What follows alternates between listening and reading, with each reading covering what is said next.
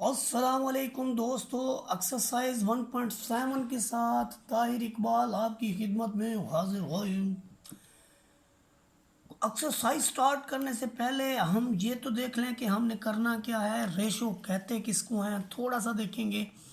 भागना नहीं है आपने, एक्सरसाइज में करा देता हूँ बस 2 मिनट। ये relation of equality of two ratios कि दो निस्बतों के दरमियान का जो ताल्लुक है इसे हम प्रपोर्शन या मुतनासिब कहते हैं। मसलन और इसका इस दो डाट से, एक डाट इधर एक इधर एक इधर से डिनोट किया जाता है। यहाँ पर देखिए कि आपका जो अगर ए रेशो बी और सी रेशो डी ये प्रपोर्शनल हैं तो उस सूरत में हम लिखते हैं A ratio B is proportional to C ratio D. और इसके अंदर जो बाहर वाली हैं उन्हें हम एक्सट्रीम का नाम देते हैं। बाहर वाली को एक्सट्रीम और अंदर वाली को मीन, यानी बाहर वाली को हम तरफ़ैन कहते हैं और अंदर वाली को हम वस्तैन कहते हैं उर्दू में कहिए तो। वैसे हम गए फंस हैं कि हमारा निज़ाम इंग्लिश के निज़ाम जो है वो पाकिस्तान की कौमी ज़बान जो है वो उर्दू है और हमारी बोस जो है वो इंग्लिश में है। और इसमें देखें जो ए है वो हमारा फर्स्ट प्रपोर्शन है, इसी तरह बी सेकंड, सी थर्ड और डी फोर्थ प्रपोर्शन है। कुछ नोट भी हैं, ए रेशो बी कभी भी बी रेशो ए के इक्वल नहीं होता। अगर 3 क्वांटिटीज़ आपके पास ए बी और सी इस तरह से लिखी हुई हैं कि A ratio B proportion B ratio C ऐसे लिखी हुई हैं तो ये आपके पास कंटिन्यूड प्रपोर्शन है, क्योंकि ए रेशो बी ए की रेशो बी से वही है जो बी की रेशो सी से है। अब हम एक्सरसाइज स्टार्ट करेंगे। एक्सरसाइज के अंदर हमें कहा गया है कि right the ratios in simplest form, सादा तरीन शक्ल में लिखें इन रेशोज़ को। जैसे 75 है, 100 है, तो आप देखें कि इसमें 25 कॉमन है। आप पहले पहले 5 पे भी कर सकते हैं। वैसे 100 जो है वो इवन है तो 2 पे तो होता है, लेकिन ये 2 पे नहीं होता। तो आप जब 25 पे तकसीम करते हैं तो 75 को अंदर रख के 25 पर करेंगे तो आपको 3 मिलेगा, और 100 को अगर आप 25 पर तकसीम करेंगे तो आपको 4 मिलेगा। और ये बड़ा आसान है कि 75 और 100 में 25 वाले ही नोट होते हैं। तो आप देखिए कि अगर डिवाइडिंग बाई 25 करें तो ये 3 ज़र और ये आपका 4 ज़र आ जाएगा, और यही इसकी सिंपलेस्ट फॉर्म होगी। फिर 3 और 4 के दरमियान में तो कोई ऐसा अदद नहीं है जो दोनों को डिवाइड करे सिवाय 1 के। इसके अंदर देखें यहाँ पर ये 12 है और ये 120 है, तो बार एकम 12 और बार दाया 120, तो ये इसकी सिंपलेस्ट फॉर्म है। पार्ट नंबर 3 के अंदर हमारे पास 2 kg है और 800 ग्राम है। तो 1 kg में 1000 ग्राम होते हैं, तो 2 kg में कितने हो गए जी? 2000 ग्राम हो गए। अब आप ये लिखेंगे कि डिवाइडिंग बाई 100, डिवाइडिंग बाई 100 लिखेंगे। अब लिख लें, आपकी मर्ज़ी, डायरेक्टली कर लें आपकी मर्ज़ी। जब 2 सिफर से 2 सिफर कैंसिल करेंगे, यहाँ से हमारा 20 बचेगा और यहाँ से हमें 8 मिलेगा। और रेशो के अंदर यूँ समझें कि आपने 100 ग्राम से डिवाइड किया है। तो ये देखें, जब आप ऐसे 100 ग्राम लिखेंगे तो साथ में आपका ये भी कट जाएगा, जीएम से जीएम भी कट जाएगा। तो उस सूरत में सिर्फ 20 और 8 बचेगा। आप कहें जी ग्राम क्यों नहीं लिखा, तो ग्राम भी ख़त्म हो जाएगा, क्योंकि ये रेशो जो है उसमें आपने बताना नहीं होता कि रेशो में आपने हिस्सादारी बतानी होती है, उसके अंदर यूनिट की ज़रूरत नहीं होती। सेम यूनिट की रेशो फाइंड आउट की जा सकती है। अब ये 20 है, ये 8 है, डिवाइडिंग बाई 4। वैसे मैं इनको 2 पे भी कर सकता हूँ, लेकिन चूँकि 20 और 8 के दरमियान में दोनों इवन है तो ये 2 के अलावा 4 पे भी होते हैं। अब जितना बड़े से बड़े टेबल पे करेंगे उतना इजीली और आसानी से हमारा काम हो जाएगा। 5 चौक 20, 4 तो नहीं 8। इसके बाद देखिए हमारे पास है रेशो 5:2/3। तो देखिए ये आपके पास एक सिंपल नंबर है और दूसरी वैल्यू जो आपके पास है, दूसरी जो वैल्यू है वो आपके पास एक रैशनल वैल्यू है। तो डिनोमिनेटर इसका 3 है, इसका 1 है, तो 3 और 1 का जो एलसीएम है वो 3 होता है। एलसीएम से हम इसको मल्टीप्लाई करेंगे, मल्टीप्लाइड बाई 3, तो पहली वैल्यू को जब 3 से मल्टीप्लाई करेंगे तो लास्ट वैल्यू को भी 3 से, इस 3 से ये कट जाएगा। यहाँ पर 3 1 ज़र हुआ है, तो 5 या 15 और 2 ही कम 2। अब 15 और 2 ये इसकी सिंपलेस्ट फॉर्म है। ये टोटली डिफरेंट नंबर्स हैं। देखिए यहाँ पर हमारे पास मौजूद है 1/4 और 1/6। अब 1/4 और 1/6 में जो इनका एलसीएम बनेगा 4 और 6 का, वो बनेगा 12। 2 पे करें तो आपका 3। ये देखिए दोनों प्राइम नंबर हैं, तो 3 दूनी 6, 6 दूनी 12। तो हम क्या करेंगे कि जो फर्स्ट वैल्यू है उसे भी हम 12 से मल्टीप्लाई कर देंगे और सेकंड वैल्यू को भी 12 से, ताकि जो दोनों जो हमारे पास फ्रैक्शंस हैं वो सीधे सीधे नंबर में आ जाएं। तो 4 एकम 4, अब इसको कर लें, और 4 तिया 12, 6 एकम 6, 6 दूनी 12। तो ऊपर हमें मिलेगा 1/3 और इधर हमें मिलेगा 1/2 और रिजल्ट में आएगा 3:2। यही हमारा इसकी सिंपलेस्ट फॉर्म है। इसके बाद हम बात करते हैं, हमारे पास 1/99 रेशो 1/66 रेशो 2/33 है।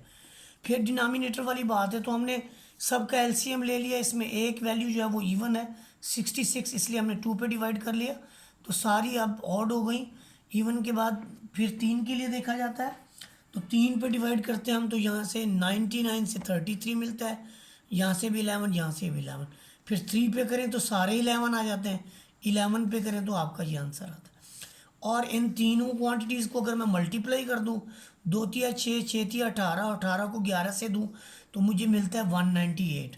और 198 से फिर तमाम वैल्यूज़ को मैं मल्टीप्लाई करूँगा और लिख दूँगा कि मल्टीप्लाइंग ईच रेशो बाई 198। अब 198 से जब करेंगे, इसको 1 से करेंगे और ये आपका 2 टाइम होगा, इसको 1 से करेंगे और ये आपका 3 टाइम होगा, इसको 1 से करेंगे और ये आपका जो है कितना टाइम होगा देख सकते हैं आप। अगर हम 198 को अंदर रख के 33 पे करें तो देखें जी 33 में 8 कब आता है यहाँ पर,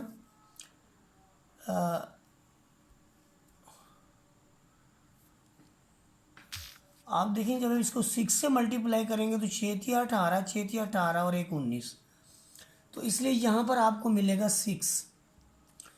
अब क्वेश्चन आपका बड़ा ही आसान हो गया। अब आपने यहाँ पर क्या लिखना है, 2x1, 3x1 और 6x2। तो आपके आंसर होंगे 2 1 2, 3 1 3 और 6 2 12। 2 और 3 और 12 में अगर कोई एक वैल्यू कॉमन होती, 12 में तो वैसे 3 भी है 2 भी है, लेकिन 2 में तो 3 नहीं है ना, 3 में 2 है, तो यही इसकी सिंपलेस्ट फॉर्म होगी। क्वेश्चन नंबर 2 की अगर हम बात करें तो इसने कहा कि फाइंड द अननोन्स। अब अननोन्स क्या होंगी, पी एक्स एम वाई, इस तरह की कोई भी वैल्यू जो है वो अननोन्स में आ सकती है। नामालूम की वैल्यू हमने फाइंड आउट करनी है। तो ये बड़ा ही सिंपल है, आपके पास गिवन है 12:P और प्रपोर्शन 3:6।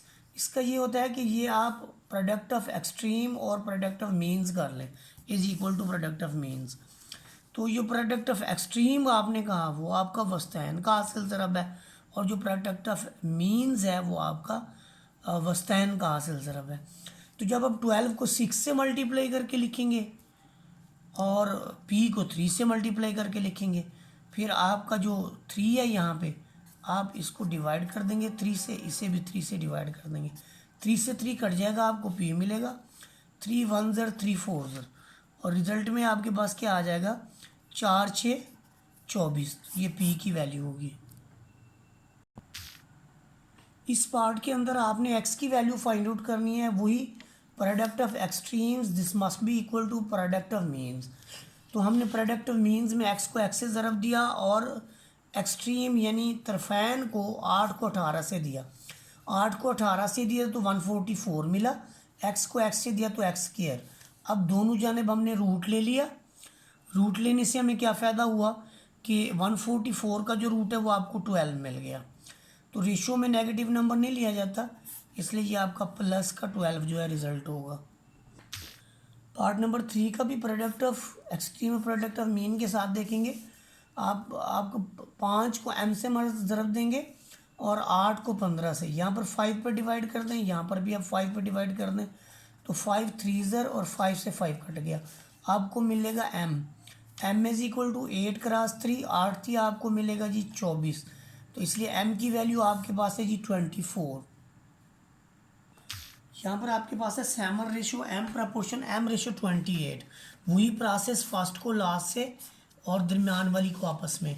तो ये आपका m को m से मल्टीप्लाई करेंगे, आपको m का m से मल्टीप्लाई करेंगे 7 को 28 से, और 7 को 28 से करें तो आपको मिलता है जी 196।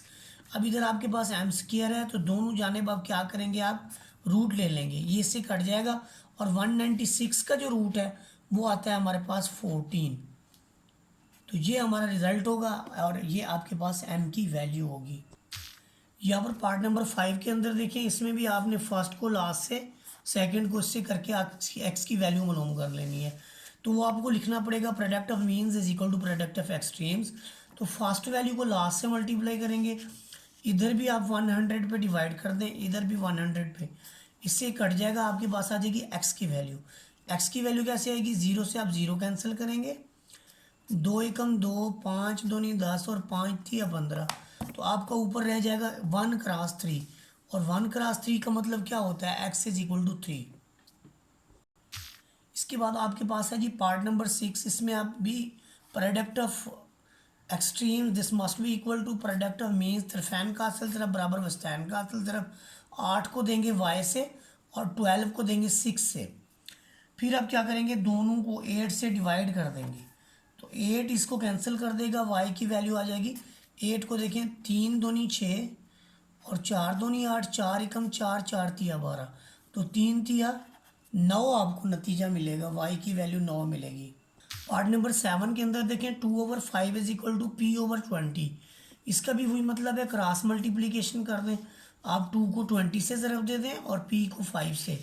अब आप क्या करें, 5 से इधर भी डिवाइड कर दें, इधर भी डिवाइड कर दें, तो आप देखें आपका जो है 5 से 5 cancel, p is equal to 5 1 और 5 4, ये 2 क्रॉस 4 आपका 8 हो जाएगा, तो ये आपके पास p की वैल्यू आ जाएगी। यहाँ पर आपके पास 10/3 इज इक्वल टू 5/p है, इसकी क्रॉस मल्टीप्लिकेशन करें आप, p को 10 से मल्टीप्लाई करें और 5 को 3 से, फिर 10 पे आप दोनों तरफ डिवाइड कर दें, इधर भी और इधर भी, ये 10 इसको कैंसिल कर देगा, 5 एकम 5 और 5 दूनी 10, ऊपर 3 नीचे 2, और यही आपकी p की वैल्यू होगी, क्योंकि ये मज़ीद सिंपल नहीं हो सकता। अब हमारी स्टेटमेंट के क्वेश्चन स्टार्ट होते हैं। स्टेटमेंट के अंदर देखें कि अगर आपके पास 150 शर्ट्स हैं, ये स्टिच्ड हो सकती हैं 6 सेविंग मशीन से एक डे के अंदर। How many machines are required, कितनी मशीन चाहिए 225 शर्ट्स को स्टिच करने के लिए इन अ डे। फिर ग्राफ भी कहते हैं बनाओ, ग्राफ हमारी क्लास का हिस्सा नहीं है। देखिए ये बड़ा ही आसान है। फ़र्ज़ करें कि हमें एक्स मशीनें दरकार हैं, तो हमारे पास 2 रेशो हैं, एक हमारे पास है रेशोज़ इन मशीन, दूसरी आपके पास है रेशोज़ इन शर्ट्स जिनको हमने स्टिच करना है। देखिए जो पहली वैल्यू हमारे पास थी वो ये थी कि 150 मशीन्स 6 यानी 150 शर्ट्स 6 सीविंग मशीन। तो यहाँ पर आप देखें जो पहली वैल्यू है हमारी वो हमारी 6 है, और इधर पहली वैल्यू है 150। तो फिर उसके बाद जो दूसरी वैल्यू हमारी बनेगी वो क्या बनेगी, गौर कीजिए कि 225 शर्ट्स के लिए वो कहता है कि कितने डे चाहिए हमें। तो यहाँ पर रेशोज़ जो हैं वो शर्ट्स और मशीन्स के दरमियान में कितनी मशीनें दरकार हैं हमें। तो ये आप देखें कि ज़्यादा शर्ट्स के लिए हमें ज़्यादा मशीनों की ज़रूरत पड़ेगी, ज़्यादा शर्ट्स के लिए हमें ज़्यादा मशीनों की ज़रूरत पड़ेगी। तो हम कहते हैं कि ये डायरेक्ट प्रोपोर्शनल है। तो डायरेक्ट प्रोपोर्शन का मतलब है तो रास्त तनासुब, इसे हमने ऐसे ही लिख लेना है, या आप ऐसे ही कह लें कि इसमें जब भी रास्त हो तो आप एक्सट्रीम को एक्सट्रीम से और मीन को मीन से मल्टीप्लाई कर लें। तो आप x ज़रब 150 कर लें और 6 ज़रब 225 कर लें। 150 पे डिवाइड करेंगे तो ये आपका आपस में कैंसिल हो जाएगा, 150 से 150, और x की वैल्यू ये आएगी। अब इसकी कैंसिलेशन आप कैसे करेंगे, याद रखें 6 जो है इसको पूरा पूरा डिवाइड करता है, 6 दूनी 12, 6 5 30। अब ये 25 है, ये आपके पास 225 है। बहुत ही सिंपल है कि 100 के अंदर 4 होते हैं, 200 के अंदर 8 हो गए 25, और 225 के अंदर 9 25 हो गए। तो x इज इक्वल टू हमारे पास रिजल्ट आएगा जी 9। तो ये 9 मशीनें चाहिए, पहले 6 थी, तो 225 के लिए हमें 9 मशीनें जो हैं वो दरकार हैं जी। क्वेश्चन नंबर 4 के अंदर पहले आप स्टेटमेंट समझ लें कि 12 एग्स हैं हमारे पास, इनकी कीमत है 180 रुपये। तो वो कहता है कितने अंडे 270 रुपये के आएंगे। तो बड़ा ही सिंपल है ये, आप अंडों में निस्बत ले लें, रेशोज़ इन एग्स और रेशोज़ इन रुपीज़, अंडों में निस्बत रुपयों में निस्बत। तो देखें जो 12 अंडे थे हमारे वो 180 के आए हैं, तो यहाँ पर हम क्या करेंगे, 12 के साथ 180 पहले नंबर पे लिखेंगे। फिर वो कहता है जी 270 रुपये में कितने अंडे आएंगे। तो यहाँ पर हम फ़र्ज़ करें कि एक्स एग्स आते हैं 270 रुपये में, तो इधर हम 270 लिख के एक्स लिख लेंगे। जाहिर है पैसे बड़े हैं तो अंडे भी तो ज़्यादा आएंगे, रास्त प्रोपोर्शनल है, डायरेक्ट प्रोपोर्शन है, रास्त तनासब है, फर्स्ट को लास्ट से दे दें, इसको इससे दे दें। तो ये आपका एक्स ज़रब 180, 12 ज़रब 270। अगर आप 180 पे दोनों को डिवाइड कर दें तो 180 से 180 कट जाएगा। अब ये 12 पे तकसीम होता है, 12 एकम 12, 12 एकम 12, 12 5 60, ये 15 पे तकसीम होता है, 15 एकम 15, और यहाँ से रह जाएगा आपके पास 120। देखें 270 को हम तकसीम करते हैं जी 15 पे, रिज़ल्ट आता है जी 18। तो इसलिए हम कहेंगे कि x इज इक्वल टू 18 हमारा जो है ये रिज़ल्ट है जी। क्वेश्चन नंबर 5 की स्टेटमेंट देखिए, हमारे पास 12 लेबरर्स हैं और ये एक गड़ा है जिसकी लंबाई का यहाँ कोई ताल्लुक नहीं है, ज़मीन के अंदर 3 घंटे लगाते हैं। 30 लेबरर्स हैं, एक काम को करने के लिए 3 घंटे लगा रहे हैं, और उसी काम को 2 घंटों में ख़त्म करना है, तो खोदने के लिए कितने मज़दूर दरकार होंगे। तो हम लेट करते हैं कि हमें एक्स मज़दूर जो हैं वो दरकार हैं। फ़र्ज़ करें कि हमें एक्स मज़दूर दरकार हैं, तो फिर गड्ढा खोदने के लिए कौन सा प्रपोर्शन होगा। याद रखें, अब आप उसी काम को 2 घंटे में करना चाहते हैं तो आपके मज़दूरों की तादाद बढ़ेगी, यानी अगर आप वक्त कम लगाना चाहते हैं तो उसके लिए मज़दूरों की तादाद बढ़ेगी, तो ये इन्वर्स प्रोपोर्शन है। तो अब हमारा रेसिप्रोकल हम लिखेंगे, इसको तो हम वैसे ही लिखेंगे, लेकिन इसका जो सिस्टम है यूँ हो जाएगा, इसको हम वैसे लिखेंगे, इसका सिस्टम जो है वो डिफरेंट हो जाएगा। तो इसे हम लिखेंगे 3/2, इसे लिखेंगे x/30। पहले तो हम ऐसे कर लेते थे, लेकिन इसमें हम ऐसा नहीं कर सकते। तो अब 3/2 इज इक्वल टू x/30, तो ये क्रॉस मल्टीप्लिकेशन आप कर लेंगे, फिर 2 पे डिवाइड कर देंगे, तो 2 से आपका 2 कट जाएगा। जब इसको 2 पे डिवाइड करेंगे तो ये 15 देगा, और 15 तिया 45, आपको पता है कि 45 होता है। क्वेश्चन नंबर 6 स्टेटमेंट को समझें कि हमारे पास 10 आदमी जो हैं उनके पास 21 दिन का राशन है। तो यहाँ पर हम क्या लिखेंगे, एक तरफ हमारे पास आदमी हैं, दूसरी तरफ डेज़ हैं।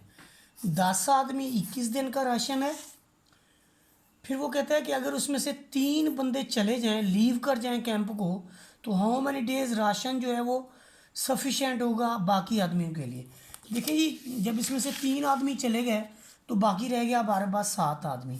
तो 7 आदमी कितने दिनों के लिए चलेगा। देखें, जब आदमी ज़्यादा होंगे तो राशन जो है वो आपके पास कम दिन चलेगा, जब आदमी कम होंगे तो राशन ज़्यादा दिन चल जाएगा। इसलिए ये इन्वर्स प्रोपोर्शन है। इन्वर्स प्रोपोर्शन में क्या लिखना होता है, हमने इस वैल्यू को ऊपर लिखना होता है, बाकी ये वैल्यू हमेशा ऐसे लिखी जाएगी कि 10/7, और इधर आपने लिखना है x/21। जब इसके मल्टीप्लिकेशन करते हैं तो क्रॉस मल्टीप्लिकेशन में आपने x को 7 से ज़रब देनी है और 10 को आपने 21 से ज़रब दे देना है। अब दोनों तरफ 7 पे डिवाइड कर दें, 7 तिया 21 और 10 तिया आपको 30 मिलेगा। क्वेश्चन नंबर 7 को देखें, यहाँ पर शयान जो है वो 200 स्टेप्स लेता है 160 मीटर का फासला तय करने के लिए। आपने वो डिस्टेंस देखना है जो कि 350 स्टेप्स में वो कवर करता है। तो यहाँ स्टेप्स और डिस्टेंस के अंदर रेशो है, डिस्टेंस के अंदर और स्टेप्स के अंदर रेशो है। आप देखें कि जब वो यानी 160 स्टेप 160 मीटर का फासला है, 160 मीटर का फासला है तो वो 200 स्टेप्स में करता है। अगर उसने 350 किलोमीटर करने हैं तो वो कितने स्टेप्स जो है वो लेगा। तो याद रखें कि ये आपके पास डायरेक्ट प्रोपोर्शन है। जाहिर है डिस्टेंस ज़्यादा करना है तो उसके लिए स्टेप ज़्यादा तो डिस्टेंस ज़्यादा। इसलिए इसको तो आप ऐसे ही लिख लें, ऐसे कि आप x ज़रब 200 कर लें और 160 ज़रब 350 कर लें, और फिर इसको 200 पे आप दोनों जानब डिवाइड कर दें, ये कट जाएगा। इसमें देखें 2 सिफर से आप 2 सिफर को उड़ा दें, 2 ही कम 2 और 8 दूनी 16 कर लें। 35 को 8 से ज़रब देंगे तो आपको 280 m मिल जाएगा। तो ये वो यानी फासला है जो उसने तय किया। क्वेश्चन नंबर 8 के अंदर देखें, आपके 25 मिनट ट्रेन ट्रैवल करती है और 20 किलोमीटर कर जाती है। इसी तरह से फिर वो कहता है कि कितना ट्रैवल करेगी 5 मिनट में। देखें जी, ये रेशो है डिस्टेंस और इसके दरमियान में, यानी 20 मीटर का फासला 25 मिनट में तय करती है। तो अब 5 मिनट में फासला कितना होगा, ज़रा वक्त कम है तो उसका डिस्टेंस भी कम होगा। तो ये एक और जो है डायरेक्ट प्रोपोर्शन है। इसमें आप फर्स्ट को इससे और लास्ट को इससे कर दें, यानी आप लिख सकते हैं x cross 25 is equal to 5 cross 20, और यहाँ से अगर आप 25 पे डिवाइड कर दें तो ये आ जाएगा 5 एकम 5 5 5 25, 5 एकम 5 5 चौके 20, तो 4 एकम 4 मिनट, 4 मिनट में तय करेगा। क्वेश्चन नंबर 9 की स्टेटमेंट ये है कि कार ने ट्रैवलिंग किया है 50 kilometre per our, makes a journey in 70 minutes, और 70 मिनट में उसने यानी ये जर्नी मुकम्मल की है। वो कहते हैं how long will journey take in 70 kilometre per our.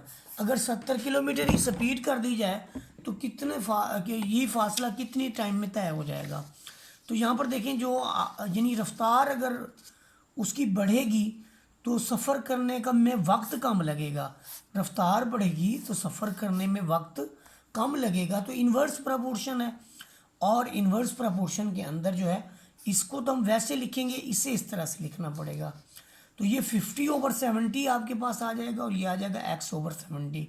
अब क्रॉस मल्टीप्लिकेशन होगी, क्रॉस मल्टीप्लिकेशन में अच्छा एक चीज़ और, आप डिनोमिनेटर एक जैसे हैं तो उनको कैंसिल कर सकते हैं और x इज इक्वल टू 50 आपका रिजल्ट आ जाएगा। इसमें एक बैग है जिसमें 10 kg पोटैटोज़ हैं, आलू हैं। 7 लोगों का एक ख़ानदान है जो 10 किलोग्राम आलू का तेला एक हफ्ते में ख़त्म कर चुका है। फ़र्ज़ करें कि सब एक ही मिकदार में खाते हैं। अगर ख़ानदान के सिर्फ 2 लोग हों तो यही आलू कितने दिनों में ख़त्म होंगे। देखें जी, जब लोग आपके कम हो जाएंगे तो आलू ज़्यादा दिन चल जाएंगे, इसलिए ये इन्वर्स प्रोपोर्शन है। तो आप देखिए 7 लोग हैं तो एक वीक चला है, एक वीक में कितने दिन होते हैं 7। अब 2 पीपल हैं तो कितने दिन, माकूस में इससे आपने वैसे लिखना है, इसको आपने रेसिप्रोकल कर देना है। तो 7/2 x/7, इसमें ये इससे मल्टीप्लाई होगा, ये इससे मल्टीप्लाई होगा, तो ये आपका आ जाएगी 49/2, और 49/2 का मतलब है कि ये आपका 24 दिन जो है वो चल जाएगा। यहाँ पर कुछ इंपॉर्टेंट क्वेश्चंस हैं, बहुत ही आसान, एक टेबल है छोटे से कि x और y आपके डायरेक्ट प्रोपोर्शन में है, तो आप टेबल को कंप्लीट करें। यहाँ पर बड़ा ही सिंपल है, आप खुद देख लें।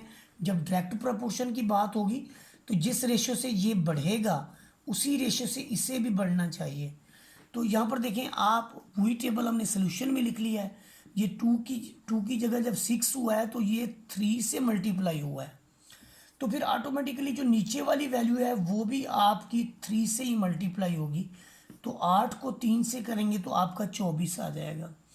फिर उसके बाद देखें, आपकी ये वाली वैल्यू 2 को मल्टीप्लाई करने से, यानी आपने 2 को 4 से मल्टीप्लाई किया तो 8 हो गया। यही काम आपने यहाँ पर करना है कि 8 को आपने 4 से मल्टीप्लाई किया तो 32, और फिर यहाँ पर 5 से मल्टीप्लाई किया तो आपका 10 हो गया। तो ऑटोमेटिकली आप 8 को यहाँ पर भी 5 से मल्टीप्लाई करें तो आपका 40 मिलेगा। यही काम देखें, जब इधर किया है तो 6 से मल्टीप्लाई किया 12 हो गया, 7 से मल्टीप्लाई किया 14 हो गया। जब ऊपर 6 से किया है तो यहाँ पर भी 6 से किया है। अच्छा, इसको लास्ट वन टेबल के अंदर हम देखेंगे तो ये जब 7 से ऊपर किया है तो यहाँ 7 से कर दें, 8 को 7 से करेंगे तो आपको 56 मिलेगा। क्योंकि ये डायरेक्ट प्रोपोर्शन है, जो काम आपने ऊपर करना है वही काम आपने नीचे भी करना है। इसके बाद सेकंड टेबल भी इसी तरह से बहुत आसान है। आपके पास पहली वैल्यू के बाद 10 है तो दूसरी को भी आप इधर यानी आपने 2 से मल्टीप्लाई किया है, तो ऑटोमेटिकली इधर भी आप 2 से मल्टीप्लाई करेंगे तो ये 100 की जगह 200 आ जाएगा। फिर ये पहली वैल्यू को यहाँ पर आपने 3 से मल्टीप्लाई किया है, तो यहाँ पर 100 को आप 3 से मल्टीप्लाई करें तो आपका 300 हो जाएगा। फिर यहाँ पर देखें आप लास्ट कॉलम में इधर आपने 4 से मल्टीप्लाई किया है, तो नीचे भी तो आपको 4 से मल्टीप्लाई करना पड़ेगा 400। ऊपर आपने यहाँ पर ये भी ब्लैंक से है, यहाँ पर भी ब्लैंक है, तो ज़ाहिर है यहाँ पर आप 5 से मल्टीप्लाई करेंगे आपका 500 हो जाएगा, तो ऊपर आप 5 से मल्टीप्लाई करेंगे आपका 25 आ जाएगा। इस कॉलम में थोड़ा गंद लग गया है, ये 25 आएगा। इधर 6 की 30, तो इधर 6 से करेंगे तो आपका 600 आ जाएगा, क्योंकि ये डायरेक्ट प्रपोर्शन है। अब हमारा इन्वर्स का ये लास्ट क्वेश्चन है इन्वर्स प्रपोर्शन का, कि हमारे पास अगर x और y के अंदर इन्वर्स प्रपोर्शन हो तो फिर क्या करना है हमने। याद रखें इन्वर्स प्रपोर्शन के अंदर पीछे हम जो ऊपर करते थे वही नीचे, लेकिन इन्वर्स प्रोपोर्शन के अंदर ऐसा नहीं है। एक चीज़ अगर बढ़ती है तो दूसरी कम होती है। जो चीज़ आपकी बढ़ रही होती है उससे तो आप मल्टीप्लाई कर रहे होते हैं ना, तो जो चीज़ आपने कम करनी है उससे आपने डिवाइड कर देना है। फिर ये यहाँ पर आपका 4 से मल्टीप्लाई हुआ है, तो यहाँ पर ये वाला जो कॉलम है ये आपका 4 से डिवाइड हुआ है। अब ये लास्ट वाला कॉलम आपका मल्टीप्लाई हुआ है 8 से, तो इसके बिल्कुल अपोजिट जो कॉलम है यहाँ पर ये वाला, ये आपका 8 से डिवाइड हुआ है।